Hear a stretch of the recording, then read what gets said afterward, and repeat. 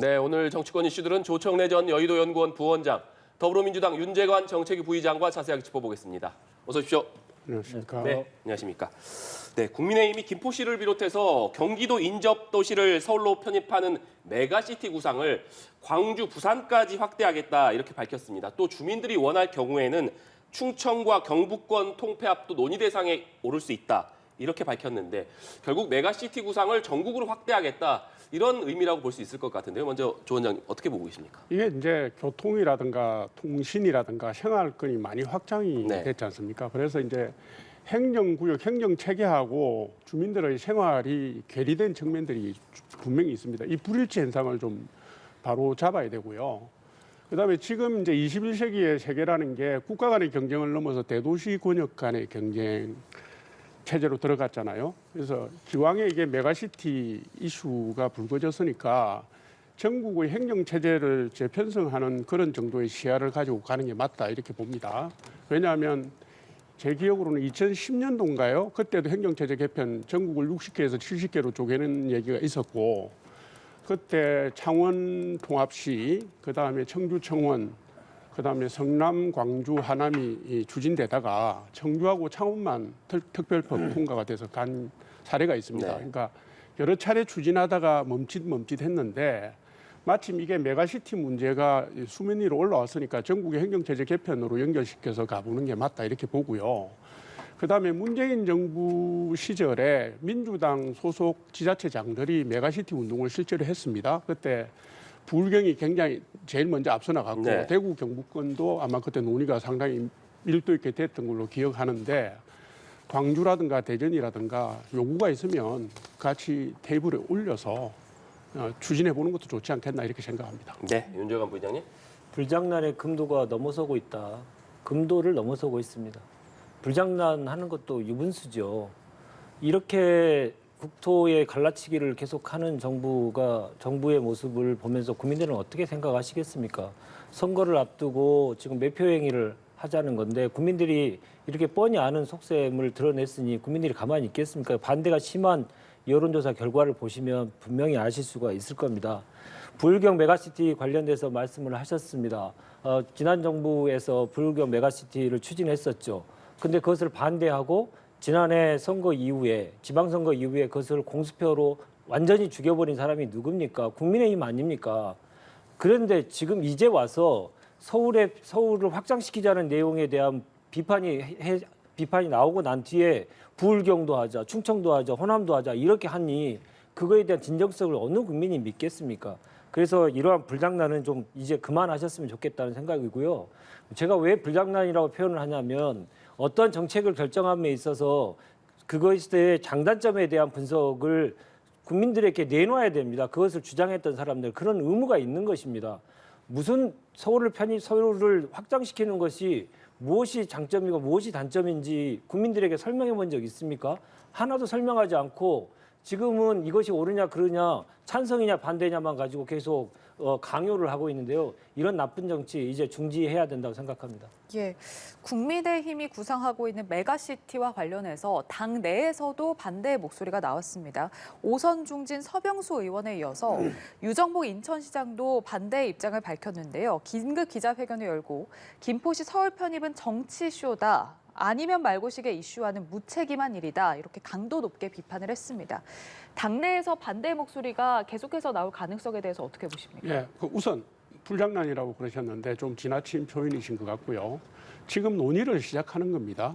뉴시티 특위를 지금 당에서 만들어서 논의를 시작하는 거니까 지금 말씀하신 뭐 편익의 문제라든가 주민생활과 밀접한 장단점은 그 과정 속에서 설명드리고 조사도 하고 하면 될 일이라고 보는 것이고요.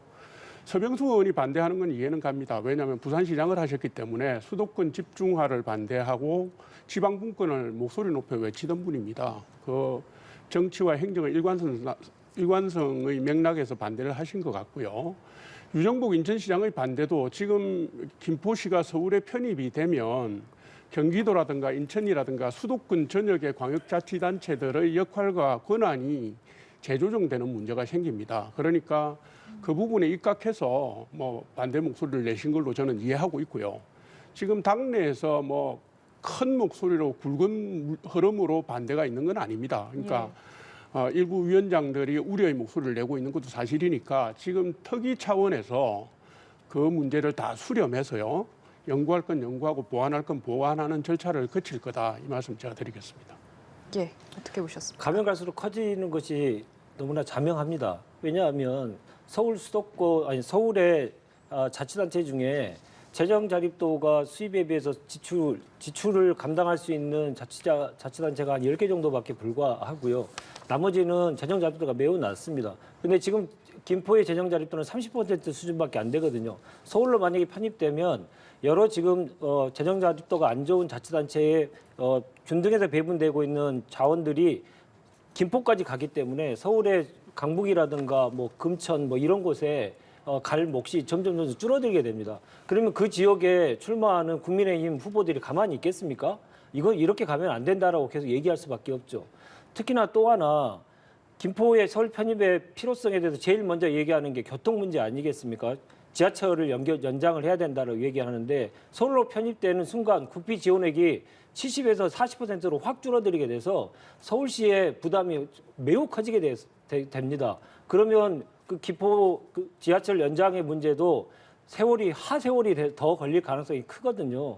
이렇게 구체적인 내용들 하나하나 짚어보면 김포의 서울시 편입이 얼마나 문제가 많은지가 다 드러나게 됩니다. 그래서 이게 불장난이 될 거라고 저는 말씀드리고 아까도 말씀드렸듯이 이런 얘기를 할 때는 편익에 대한 분석을 정부가 정말 제대로 해서 그것을 국민들에게 처음 얘기할 때부터 얘기를 드리는 것이 도리입니다. 그러한 도리를 하지 않고 이제부터 논의하겠다. 그러니 떴다방 정치한다고 얘기 들지 않겠습니까? 떴다방 정치 이제 그만두셔야 될 것 같습니다. 네.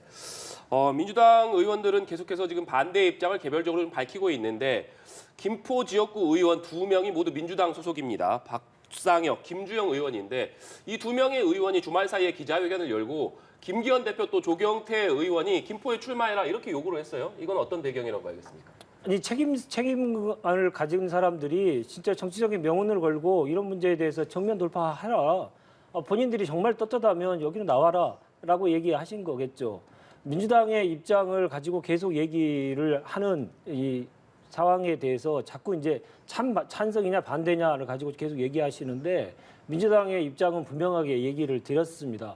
첫 번째 이제 김포의 문제에 관련돼서는 예타의 면제라든가 이런 방식으로 해서 빨리 교통 문제를 해결해야 되고 그리고 지방의 거점 도시를 육성하는 정책들을 빨리 하고 그다음에 서울 수도권의 경쟁력을 얘기해야 된다. 이러한 3단계의 전략에 대해서 분명하게 얘기를 드렸죠. 그러한 차원에서 어제 기자회견이 있었습니다. 네. 어떻게 보셨습니까?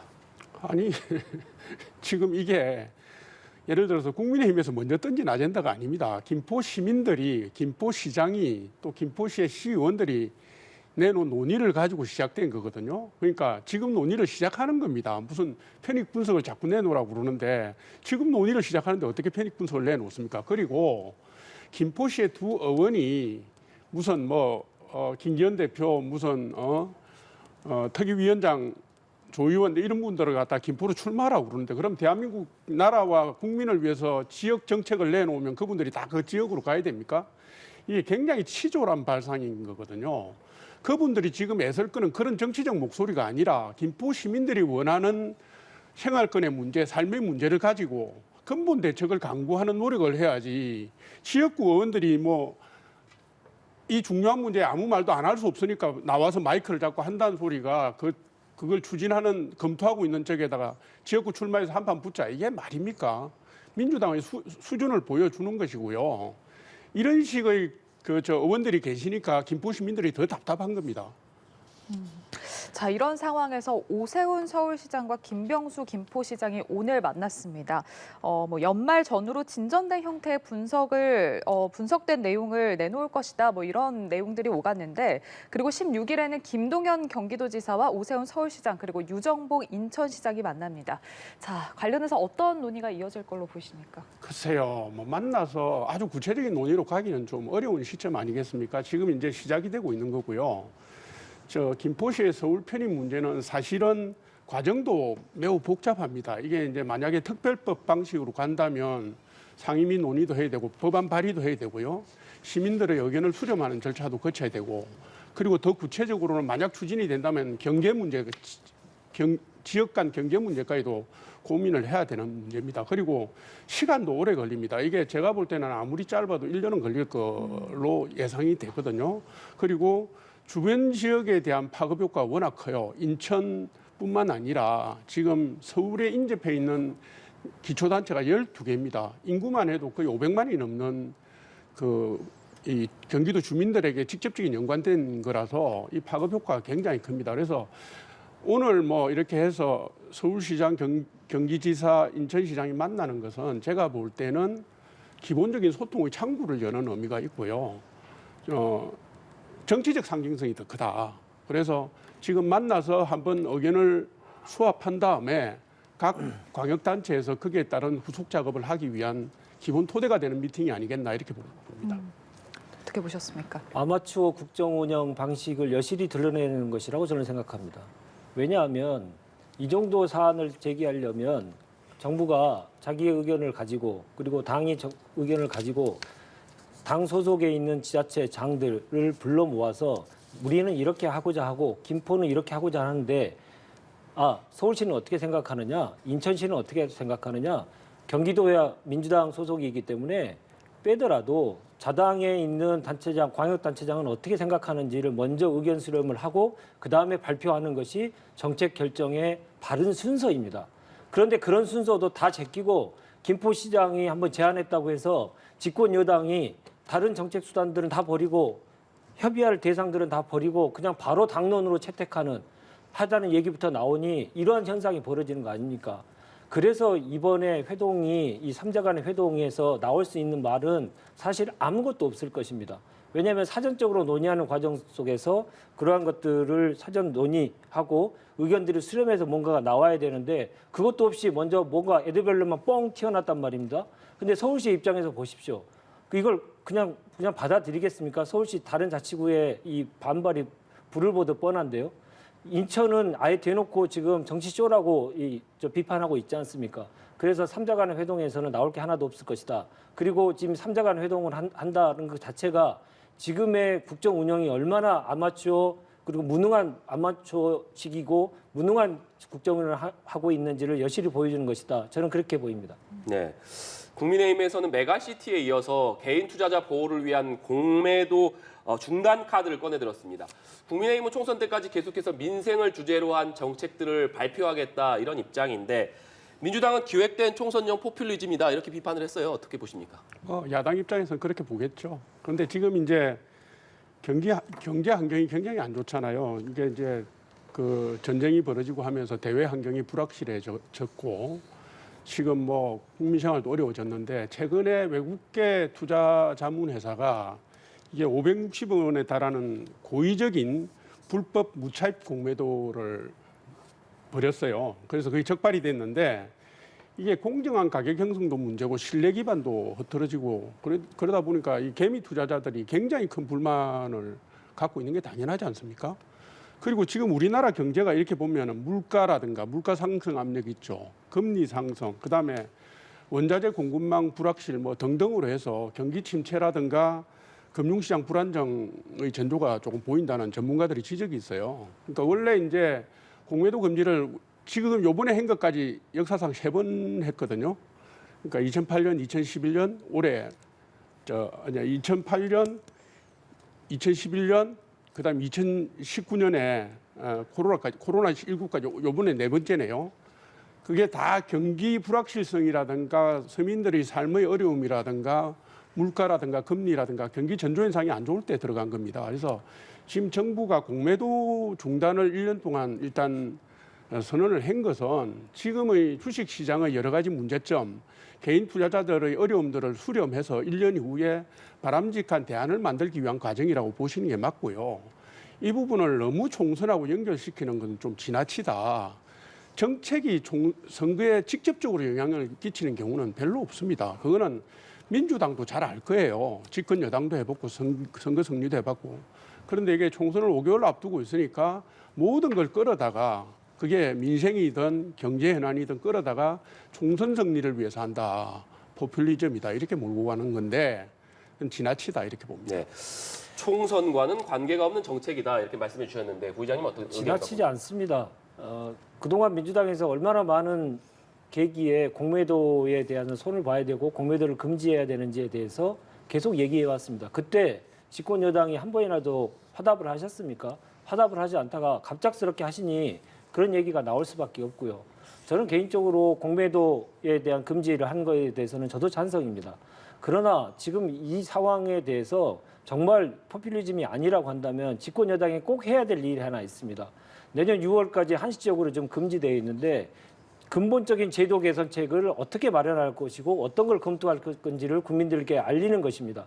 그냥 금지만 내년 6월까지만 할 게 아니고 지금 평평해지지 않은 운동장, 기울어진 운동장을 어떻게 평평하게 할 것이며 여러 가지 불법적인 요소가 개입되어 있는 것을 어떻게 징벌적 손해배상을 도입한다든가 이런 제도적인 개혁 방안을 분명하게 국민들에게 제시해야만 이게 총선용 포퓰리즘이 아니고 근본적인 제도 개혁을 위한 노력이다 이렇게 평가받을 수 있을 것입니다. 그 후자까지 갈 것인지 저희들은 지켜볼 생각입니다. 예, 자 국민의힘 내부 상황에 대해서도 이야기를 해보겠습니다. 이뇨한 혁신위가 내놓은 2호 혁신안 당내 파장이 이어지고 있는데요. 특히 당 지도부와 중진 그리고 친윤계를 겨냥해서 불출마 혹은 수도권 험지 출마를 촉구한 것을 두고 갑론을박이 이어지고 있습니다. 정작 당사자들은 지금 침묵을 지키고 있는 상황이고 인 위원장은 당사자들에게 결단을 내리라고 전화를 했다 이렇게 밝히면서 거듭 압박을 하고 있는 상황인데, 자 당사자들과 당 지도부 어떤 입장을 내놓을 거라고 보십니까? 제가 보기에도 지금 국민의힘 혁신위원회가 내놓은 권고안이든지 혁신안이든지 이런 부분은 글쎄요, 국민 여론, 시대적 추세에 부합하는 거라고 저는 봅니다. 그래서 이런 큰 흐름, 지금 국민들의 요구를 국민의힘 지도부나 국민의힘 소속 국회의원들이 외면하기는 힘들 거다. 비켜가기는 힘들 거다 보고요. 결국은 이건 이제 고민거리가 된 건데, 그렇지만 지금 당 지도부나 소속 의원들이 어떤 정치적 결단을 내리기에는 시점상 좀 미묘한 게 있습니다. 지금 총선 5개월 정도 앞뒀는데 누구든지 정치적 결단을 한다면 그거를 극대화시킬 수 있는 시점을 고민하지 않겠습니까?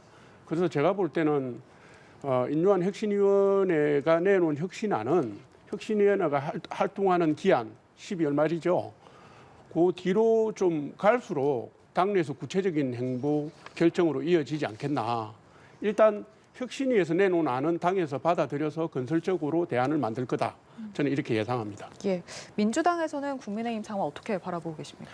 지금 상황을 보면 소문단잔치에 먹을 게 없을 것이다 라고 예상을 할 수밖에 없겠죠. 왜냐하면 지금 당사자들이나 당 지도부들은 임요한 위원장의 의견에 따라서 할 가능성이 대단히 적어 보이고요. 소위 말해서 시간 가라, 침대 축구하고 싶을 생각일 겁니다. 그러면서 이제 시간을 벌기 위한 작전들을 계속 이어지겠죠. 그러면서 유야무야 흐지부지 되면서 아마 끝날 가능성이 큽니다. 지금 많은 얘기들을 하면서 소문을 많이 내고 소란스럽게 하는 게 국민들의 이목을 집중시키는 전략으로 생각해서 많이 합니다만은 그것이 실제적인 결실로 이어지기 위해서는 여러 가지 논의를 거쳐야 될 텐데 말씀하시는 것처럼 시간의 부족, 여러 가지의 진정성의 부족으로 인해서 그러한 결실까지 가기는 대단히 어려울 것으로 저는 예상합니다. 네, 지난 토요일이었습니다. 인요한 혁신위원장이 예정에 없이 부산을 방문했습니다. 부산에서 이준석 전 대표와 이현주 전 의원이 토크 콘서트를 열었는데 계속해서 이준석 전 대표에게 만나자 인요한 위원장이 이렇게 요청을 보냈습니다만 이 전 대표가 부정적 입장으로 계속 일관하니까 인 위원장이 부산을 직접 찾아갔습니다. 그런데 이준석 전 대표가 행사장 맨 앞에 앉은 인요한 위원장을 보고 영어로 미스터 린튼, 그러니까 인요한 위원장의 영어 이름을 부르고 의사신데 내가 환자라서 여기에 왔느냐, 진짜 환자는 서울에 있다, 이렇게 영어로 얘기를 했습니다. 그러자 행사가 끝난 이후에 이날 두 사람 간의 회동은 이루어지지 못했고요. 행사가 끝난 이후에 윤요한 위원장이 영어로 말한 것에 대해서 섭섭했다 이렇게 얘기를 하면서 또 환자는 부산에 있다. 그러니까 다시 해석하자면 이준석 전 대표를 좀 겨냥한 듯한 그런 얘기를 했고, 그럼에도 불구하고 계속해서 이 전 대표를 끝까지 끌어안겠다 이렇게 강조를 했는데 윤요한 위원장이 이준석 전 대표와 만날 수 있을지, 그리고 만약에 이 만남이 성사된다고 해도 의미 있는 좀 대화가 오갈 수 있을지 궁금하거든요. 어떻게 전망하십니까? 인유한 위원장의 메시지 전달 방식이 굉장히 매력적입니다. 제가 볼 때는 솔직하고 시원시원하잖아요. 정치인들은 말을 할 때 이게 함축을 해서 하는데 이분은 뭐 일반 국민들의 눈높이에 맞게 툭툭 터뜨려요. 제가 볼 때는 그렇습니다. 이게 이제 멀리서 부산까지 찾아온 손님을 박대한 것도 좀 못마땅하고요. 순천에서 태어난 대한민국 사람한테 영어로 무슨 뭐 어쩌고저쩌고 뉘앙스가 어쩌고저쩌고 하면서 얘기한 것도 매우 부적절합니다. 거절하고 물리치는데도 예의가 있어야 됩니다. 이준석 전 대표가 일반 청년이 아니잖아요. 당대표를 지낸 전 대표 같으면 그게 걸맞는 격식이나 예절을 가지고 최소한의 성의를 가지고 거절을 하는 게 맞다 이렇게 보는 것이고요. 인유한 위원장은 아마도 이준석 전 대표가 어떤 반응을 보이든지 계속 문을 두드릴 겁니다. 아마도 이준석 대표가 탈당을 하거나 뭐 신당을 명시하고서 구체적인 행보를 하기 전까지는 계속 두드릴 거고요. 정치인이 만날 때는 특히 지도자들이 만날 때는 언론에 투영되는 모습, 국민들에게 받아들여지는 모습을 미리 그려보고 설계를 하잖아요. 이준석 전 대표 입장에서는 인유한 위원장을 만나서 득될 게 하나도 없다고 생각하는 것 같아요. 그래서 제가 볼 때는 이준석 전 대표가 어떤 정치적 결단을 하기 전에 인유한 위원장과 시점과 시간을 조율해서 만나는 것은 사실상 어렵지 않겠느냐. 그래서 인유한 위원장의 문전박대는 계속되지 않겠느냐 이렇게 봅니다. 네. 인유한 위원장이 부산에 있는 행사장까지 찾아갔으니까 그래도 두 사람이 따로 잠시라도 얘기하는 시간이 좀 만들어지지 않겠느냐 이런 관측이 많았는데 이준석 전 대표가 사실상 완전히 거절을 했습니다. 어떻게 봐야겠습니까? 이준석 대표가 정치꾼이라는 모습을 전형적으로 보여주는 모습 아니겠습니까? 국민들에게 있는 그대로 보여주면서 어떤 사람을 모욕을 줬죠. 조롱을 하고 이러한 정치 행태가 계속되는 것가 적절한지 그걸 국민들에게 여과 없이 보여주는 것도 그게 적절한지 좀 저는 의문입니다. 이준석다운 정치가 바로 상대에 대한 조롱의 정치가 계속 보여준다는 것이 그건 적절하느냐 저는 맞지 않다고 생각하고 이준석 대표의 태도에 대해서는 저는 문제를 계속 지적하고 싶습니다. 근데 그러나 이준석 대표의 입장도 이해는 됩니다. 왜냐하면 아무런 실권이 없는 자가 계속 나와서 본인하고 얘기를 하자고 하니 아니 김기현 대표도 실권이 없는 사람인데 김기현 대표가 그 선정한 인유 위원장이 무슨 실권이 있겠습니까? 그분하고 얘기한들 그게 뭐가 받아들여지고 본인의 정치적인 주장들을 받아들일 가능성이 매우 낮는데 그 사람을 만나서 뭐 하겠습니까? 아무 필요가 없는 거죠. 인 위원장을 만나는데 무용론이 있을 수밖에 없는 상황이기 때문에 만나면 계속 불발될 것이다. 저는 그렇게 생각합니다. 예. 자, 앞서 이준석 전 대표가 당이 바뀌지 않는다면 신당을 창당할 가능성이 있다. 이렇게 밝혔는데 이번에는 신당 실무까지 준비를 하고 있다. 라며 연일 창당 가능성을 시사를 하고 있습니다. 일각에서 이 전 대표의 정계 입문일이었던 12월 27일 이날 창당을 할 거다 이런 구체적인 관측도 나오고 있거든요. 자, 앞서 탈당, 신당 창당까지 계속해서 인유한 위원장이 문을 두드릴 거다라고 얘기를 하셨는데 이 전 대표가 지금 신당 창당 쪽으로 좀 기울었다 이렇게 봐야 되는 걸까요?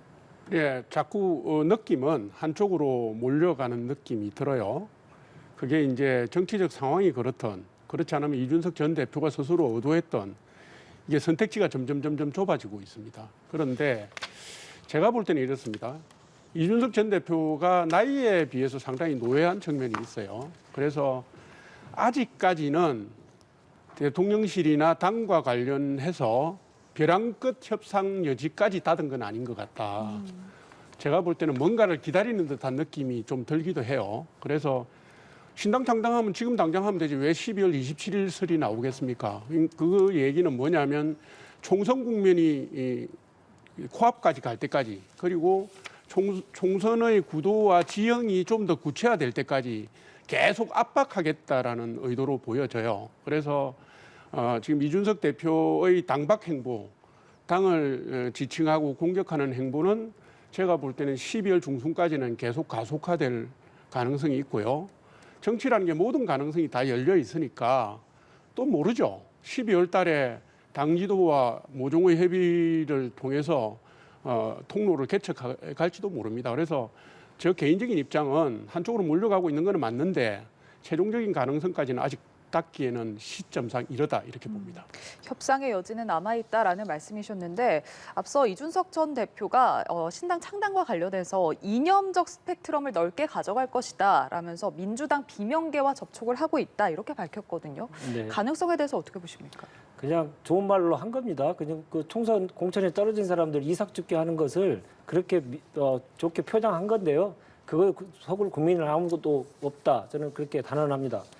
지금 이준석 대표의 모습을 보면서 저는 신당 창당의 모습으로 계속 간다고들 보시는데 저는 반대로 보이거든요.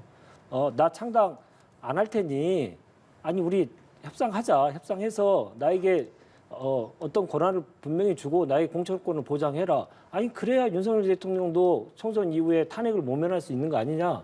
내 몸값을 분명하게 인정해다오라고 하는 파국으로 가기 위한 단계가 아니고 농성 정도의 수준으로 저는 보입니다. 이렇게 판단하는 근거가 있습니다. 어떤 거냐면 이준석 대표가 정확하게 윤핵관을 건드리기는 하지만 윤석열 대통령에 직접적으로 얘기는 하지 않습니다. 소위 말해서 윤석열 대통령이 제일 싫어할 수 있는 말, 김건희 여사에 관련된 얘기라든가 여러 가지 천공에 관련된 문제라든가 이런 영린을 건드릴 수 있는 얘기에 대해서는 전혀 얘기하지 않고 최상병 얘기밖에 안 합니다. 그러면서 지금 일정 정도의 수위를 조절하고 있어요. 그건 뭐겠습니까? 용산에 계속 농성 중이니 나의 말을 들어다오. 나에게 정권을 좀 줘라. 그래 우리가 연합해야만 우리가 살 수 있고 당신도 살 수 있다. 이 메시지를 좀 계속 날리고 있다 생각이 들고요. 그 관건은 결국 국민의힘과 대통령에 대한 지지율이 어떻게 될 것이냐에 따라서 결국은 이 지금의 시속 게임이 어떻게 될 것인지 판가름 날 거라고 생각합니다. 네. 국민의힘 인요한 혁신위원회에서 당 지도부 또 영남권 중진 윤 대통령과 가까운 인사들 불출마하거나 수도권 험지에 출마하라 이런 혁신안을 내놓으면서 이게 생각보다 굉장히 수위가 높은 혁신안이다 이런 평가가 나오면서 민주당 내부에서는 아직까지 좀 뚜렷한 혁신 얘기가 나오지 않는 것 아니냐 이런 얘기가 당 내부에서도 좀 나오고 있는 것 같습니다. 이 부분 어떻게 생각하십니까? 그러니까 먼저 한 사람은 지금의 시점에서 보면 혁신에 대한 노력을 먼저 한 사람은 지나간 것이기 때문에 아무것도 안 한 것처럼 이렇게 하시는데 몇 달 전만 해도 민주당의 혁신을 위한 노력들이 많이 있었습니다. 그에 대한 평가는 좀 해주셔야 된다라는 생각이고요. 먼저 매를 막기 위한 노력들을 했다는 것들에 대해서는 잊지 않으셨으면 좋겠습니다. 근데 그러나 그 혁신안에 대한 최종 결론이 좀 유보되어 있는 상태였죠. 그에 대한 결론을 지금 빨리 내리기 위한 노력들을 계속 할 것이다. 이렇게 보시는 게 정확한 상황이라고 생각합니다. 네, 부인장께서는 어떻게 보십니까? 글쎄요, 민주당의 혁신 논의는 제가 볼 때는 갇힌 형국이다 이렇게 봅니다. 민주당의 혁신 논의가 본격화되는 데는 결정적인 장애가 있어요. 그게 뭐냐면 당내 친명계와 비명계 간의 대립과 갈등 양상입니다. 이게 이제 현역 의원의 험지 출마든지 아니면 평가하위 20% 의원들의 뭐 경선 감점 문제든지 김은경 혁신위가 내놓은 안들이 네. 있었잖아요. 그게 추진이 되면 이게 비명계가 생각하기에는 친명계가 비명계를 탄압하는 거다 이렇게 보는 거예요. 그래서 이게 혁신 논의를 김연경 혁신안 이런 데서 찾을 수가 없고 거기서 동력을 얻을 수 없다 이렇게 봅니다. 민주당도 똑같은 요구에 처하게 될 거다. 뭐냐면 이재명 대표와 민주당 지도부가 어떤 희생을 결단하는 모습을 보이지 않으면은 민주당 내에서는 혁신 논의가 물꼬를 터갈 수가 없다. 지금 바로 그 지점에 놓여 있다 이렇게 생각합니다. 예, 민주당 일각에서 야권 200석 등 총선 낙관론이 거론되는 상황에 대해서는 어떻게 보고 계십니까? 매우 부적절하죠. 국민들에게 평가를 받아야 될 사람들이 그 결과를 미리 예측해서 얘기한다는 것은 국민의 입장에서 보면 눈높이에서 보면 매우 오만해 보입니다. 그런 것들은 자제하는 게 맞습니다. 국민들께는 항상 겸손한 자세 그리고 절제된 모습들 이런 모습들을 보이면서 국민 눈높이를 계속 맞춰가야 되는 것이겠죠. 200석에 대한 얘기는 이런 거일 겁니다. 나왔던 배경에는 여러 가지 지금 거부권 행사가 만연되어 있지 않습니까? 대통령의 거부권을 행사를 무력화시키기 위해서는 현재 180석이라고 하는 의석도 부족하고 200석이 꼭 필요하다. 그리고 이 무동한 정권을 탄핵하기 위해서는 200석이 필요하다. 이런 얘기들에 대해서 국민들께 200석이 갖는 정치적인 효용성에 대해서 설명하는 과정 속에서 그런 얘기들이 나왔습니다마는 그런 얘기들은 국민들께서 많이들 알고 계십니다. 정치하는 사람들이 본인 입으로 국민의 평가의 결과를 먼저 미리 예단해서 하는 것들은 자제되는 게 맞겠습니다. 예, 부원장님. 아니 의석수를 먼저 입에 담아서 성공한 사례가 없습니다. 한편으로는 엄청나게 어이가 없고요. 한편으로는 죄송한 말씀이지만 좀 고맙기도 하고요. 특히 정동영 고문이나 뭐 조국 전 장관 같은 분들이 말씀하신 내용을 보면 민주당 단독으로 200석 하겠다는 거 아닙니까? 무슨 의도로 그런 말씀하시는지는 모르겠는데 민주당 일각에서 정신 승리를 추구하고 있나? 아니면 정상적 사고 체계가 이렇게 마비되었나? 이런 생각이 들 정도입니다. 그래서 제가 따로 평론할 문제는 아니고요. 민주당이 오만에 대해서 스스로 반성할 문제다 이렇게 봅니다. 예, 오늘 정치권 소식 두 분과 함께 이야기 나눠봤습니다. 조청래 전 여의도연구원 부원장, 윤재관 더불어민주당 정책위 부의장과 함께했습니다. 고맙습니다. 감사합니다.